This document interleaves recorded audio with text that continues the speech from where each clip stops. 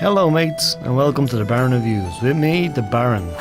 Today's game is Conker, a first-person action game for the Rift, Vive and Windows Mixed Reality by developers Wan Studio. Conker is a pretty classic action-adventure game. Choose one of three weapons and swage your way through hordes of enemies against a fantasy backdrop. On the surface, it has a lot of ingredients that should make this a great game, but this melee game has one fatal flaw: it doesn't do melee well.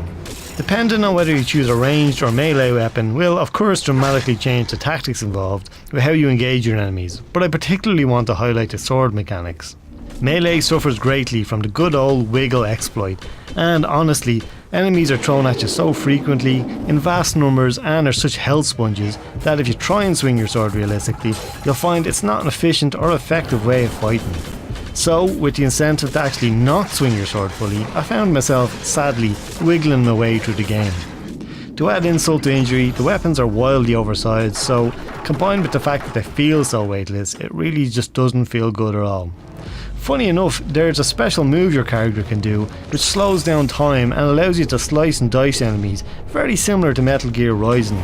This mechanic is really cool, and with the exception of Aeon, it's not something you see in VR games very often. I really wish the game had utilised that cool mechanic more to create something unique rather than being another VR wiggle fest.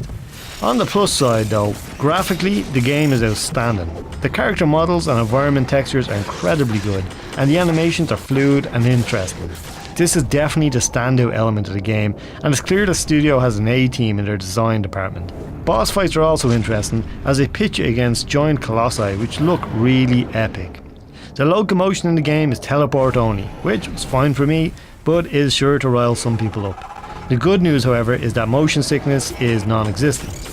I really can't say the storyline pulled me in, so overall I found Conker to be a pretty average experience. Not a bad game in its genre, but just not my cup of tea.